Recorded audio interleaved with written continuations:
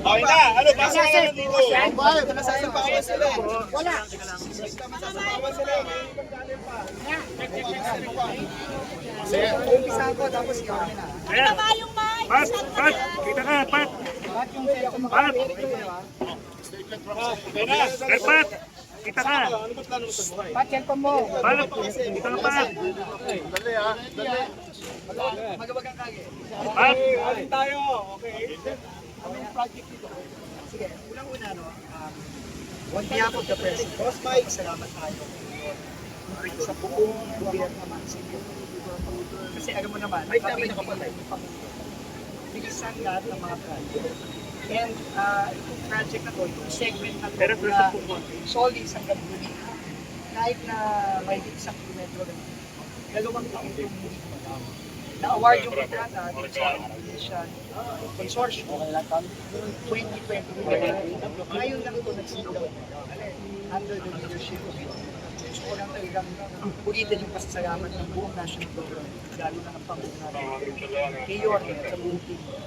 Kasi yung first day pa lang na nag-assume siya, nag-apply tayo ng letter of no objection para simulan na ang trabaho dito sa Antipolo State, which is a critical part of the project. The next day, in one day, nakuha na natin agad yung from Yorme. Immediately, wala pang 24 hours, kaya doon mo makikita tayo lang na kapag nagtulungan yung national government, local government, umaandar ang mga proyekto. Ano kailangan natin? So, Yorme, thank you very much sa team. Galing sa Pangulo natin mismo yan. At ang kampante tayo ngayon, na tayo nag-i-aandar na ito at bibilis na yung proyekto. So yun, tuloy-tuloy tayo dito. Nandito tayo ngayon kasi magsisimula na yung clearing natin. Yung mga ng patay, Antipolo State. And dahil sa tulong ng ating mga engineer, nag-report tayo kay Yorme na yung original plan na napakalapad ng right-of-way acquisition, napanipis na natin. Ano na, naging mas narrow na yung right-of-way natin. At dahil doon, masisave na natin lahat ng mga bahay dito. Pati yung simbahan, masisave na natin yan. Sa original plan, tatapyas tayo ng kalahati ng mga bahay. Pero ngayon, dahil sa tulungan natin ni Yorme, yung suggestion doon, nahanap na ng solusyon ng mga engineer natin na hindi na kailangan na natin tapyasin yung mga bahay, yung mga iba't iba pang structure. So, napakalaking kadalian para sa ating local government units kasi hindi na tayo kukuha ng mas malaking right. Yorme, Thank you. Sa amin naman, on behalf of the people of Manila, we are grateful to the President na may implement na yung project. So natutuwa kami na may bagong DOTR Secretary na mabilis din kumilos. So that's why gusto namin sabayan yung energy ni Secretary Vince at lahat ng proyekto na makabubuti, lalo na sa ating mga kababayan, the city government will support it 101%. In fact, ito po yung sinabi ni Sec Vince, noong minute nila kami at ng buong team niya, sabi ko, subukan ninyo naman yung bagong gobyerno ng Maynila because it's been there has been a delay for 2 years. No one is moving here, but we try to show our support by approving.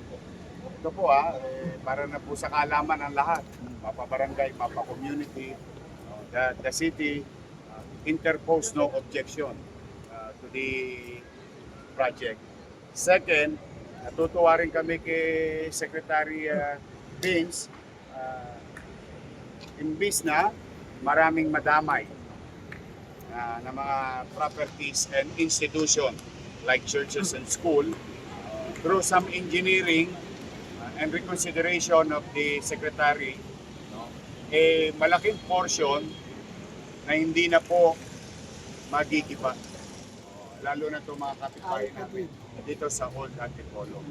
Third, the street starting today will direct MTPB director to make it a one-way street to give way to the construction equipment and to the team that's coming in the city of Manila. And in the coming days, we'll have it passed to make it permanent through an ordinance yung pagiging one-way ng Old Antipolo. Port, tuntua kami kasi madadagdagan ang aming floodway. Double up. Walang tosgas ang Maynila. Yung nakita nyo yung mga ininyero ng Indonesia at Japan. They presented to us that the creek side will be double at better.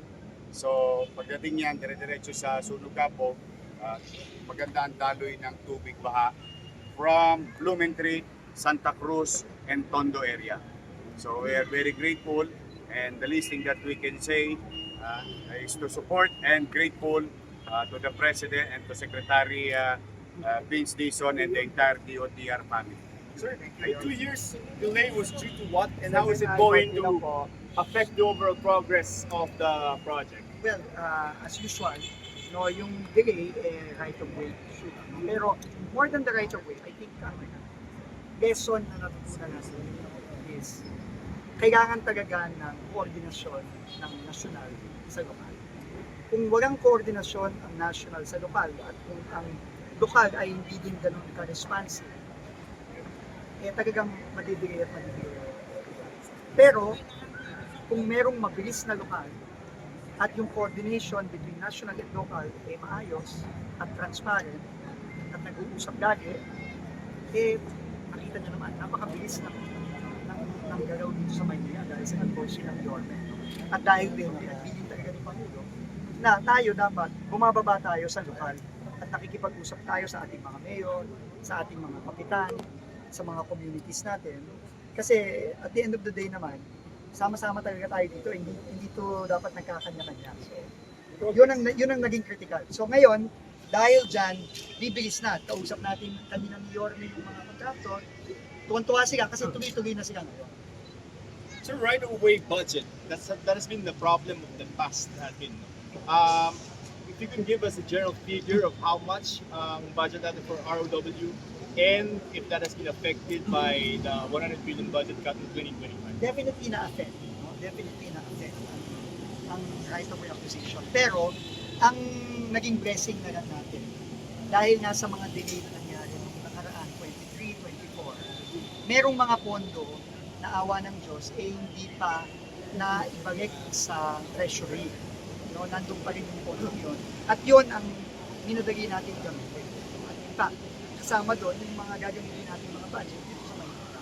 No, so, pero, ang kagandahan naman, para sa 2026, talagang nag-commit ang Pangulo. Talagang ipaglalaban niya ang budget ng national government. Hindi na siya papayag na mayroong maibawas, lalo na sa mga critical na project tulad nitong North South.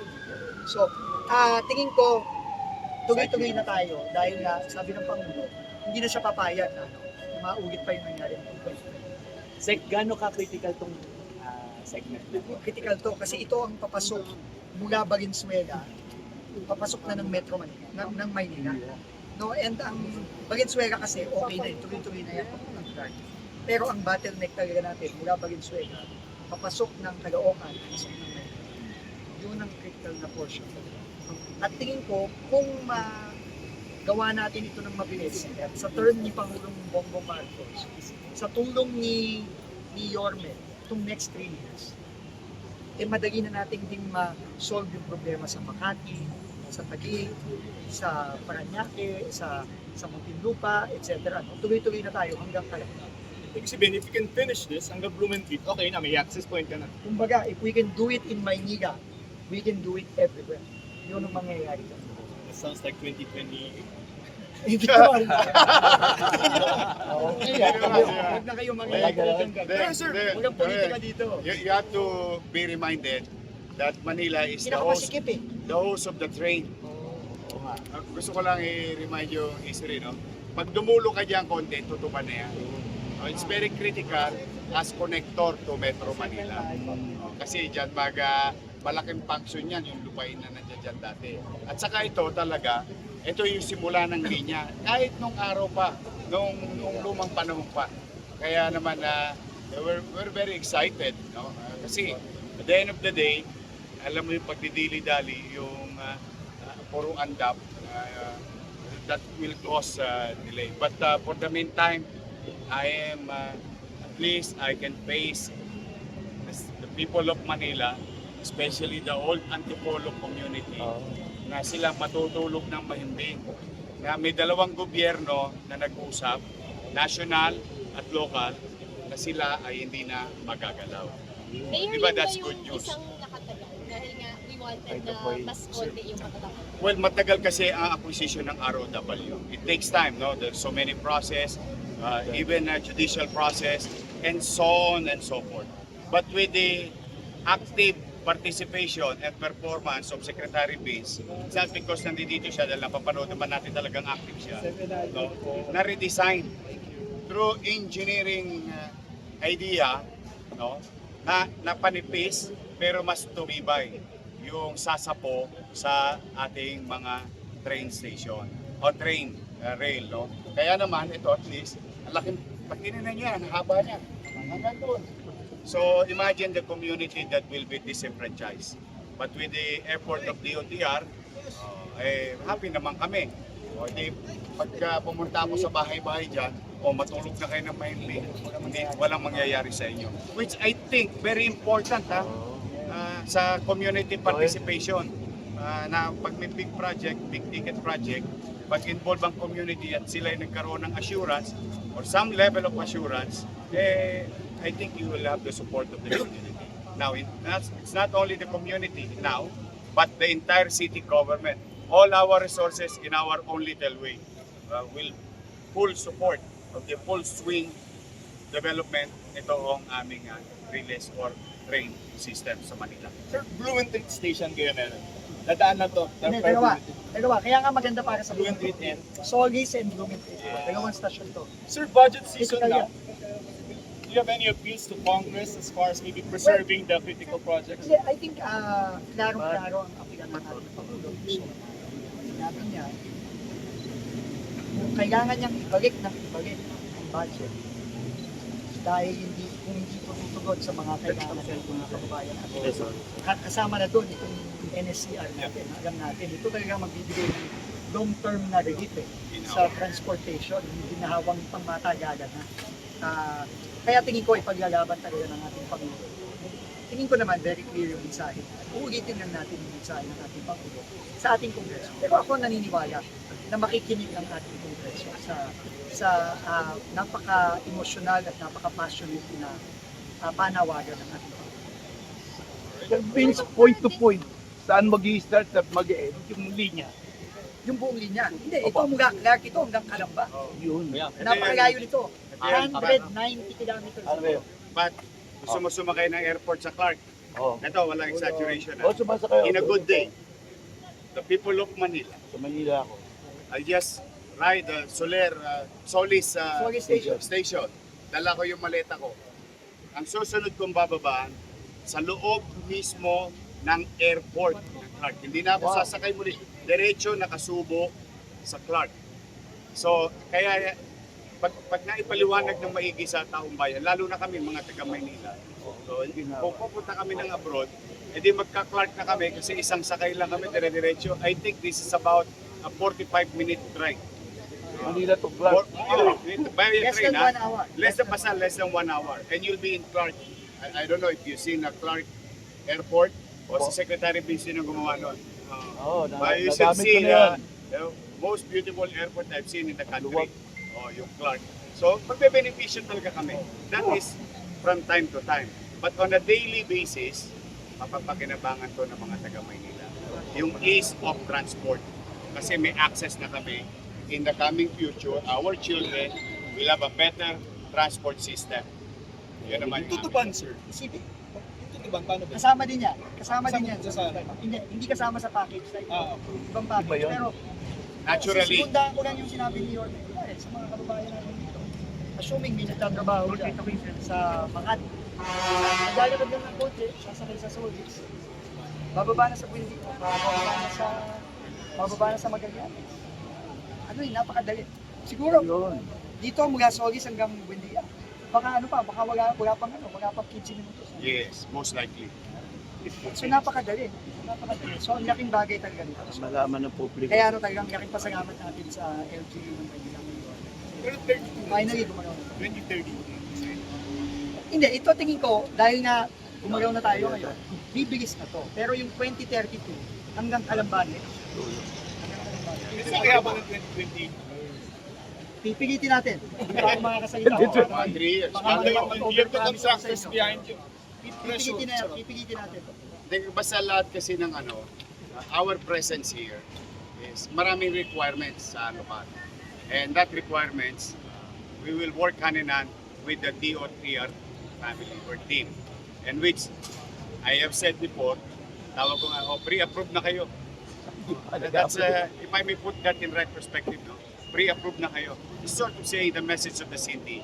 Whatever you're gonna do here, you will have the support of the city. Whether legislation, whether acquisition of land, or anything na may tutulong namin. Traffic, katulong na nila ngayon ang lungsod ng Maynila. Sec, dito po, more on utilities na lang. Ano ba yung kailangan pang i-clear sa... Dito more sa utilities. More sa utilities. NGCP ba, sir? Hindi. Well, Meralco, tingin ko Meralco to. Meralco tsaka tubig sa ilalim. So, Maynila.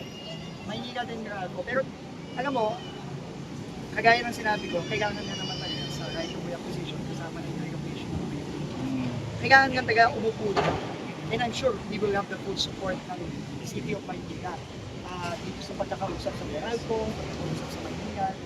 Kasi yun na naman ang kailangan. Pero by the way, ang importante yung uulitin ko lang, yung flood control. Kasi alam niyo naman, no? After nung napakaganda, napakabigat na presentation ni Pangulo kahapon, talagang kailangan, hindi natin pwedeng pabayaan yung flood. Kaya kanina, napansin ko ni Yorme, tinignan namin kagad. Ang unang tinignan ni Yorme, tinuro niya sa akin yung parade. No? Kasi magaking problema yan. So, not only are we going to double the capacity of the creek, magtatayo tayo ng, dodoble natin yung box culvert sa ilalim ng Antipolo Street.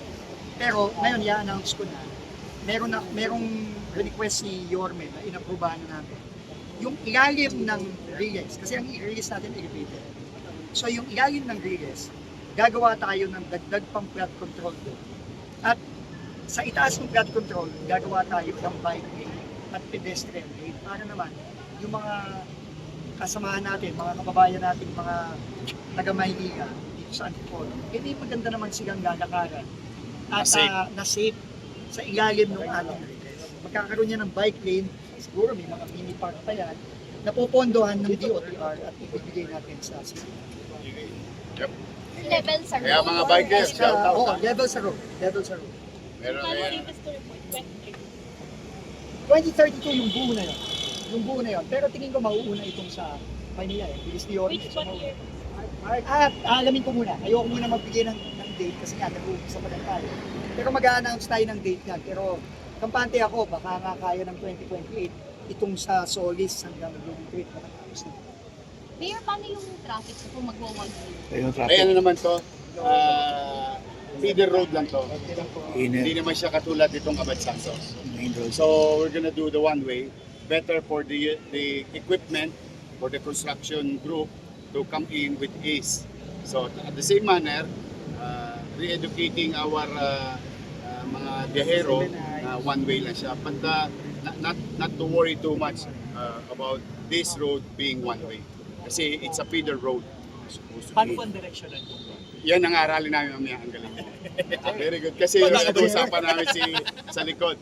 Tingnan natin yung flow. Kasi yung perpendicular road to this road, titingnan namin yung linyada. Then another one.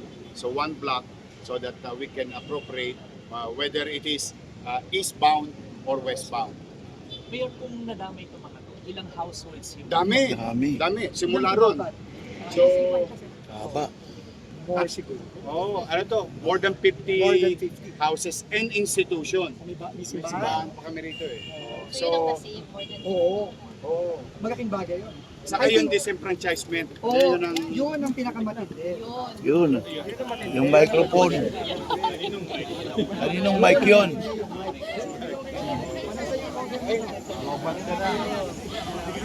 With that, thank you very much. Hindi, meron pa siya sa akin nila. Okay, sige. Alam mo, hindi. Ano ka na yung mic mo para hindi ka na yun?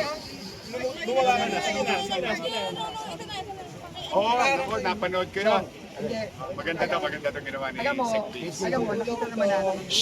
nakita naman natin, political kailangan nga talaga, desisyon na ng kapag may mga area na bawal ang bento, Kuya bawal. Junil.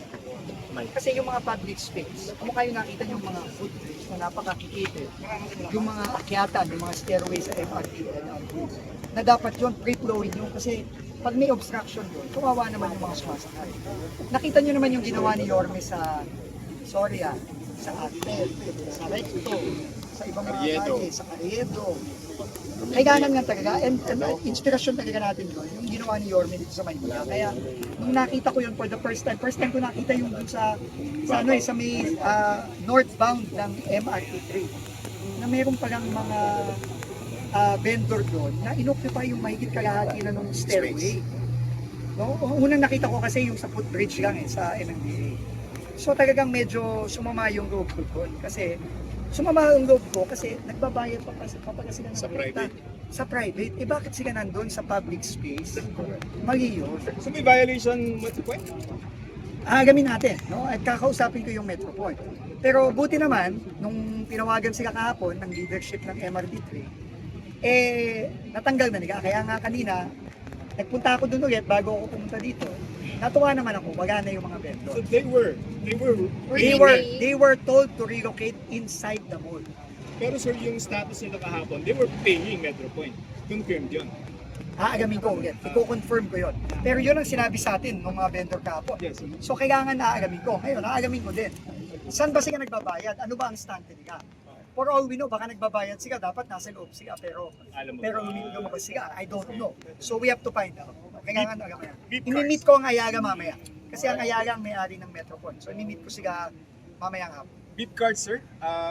Assurance to commuting public. So may shortage or Na-meet ko na yung big card kahapon. No, matagal ng problema to. No?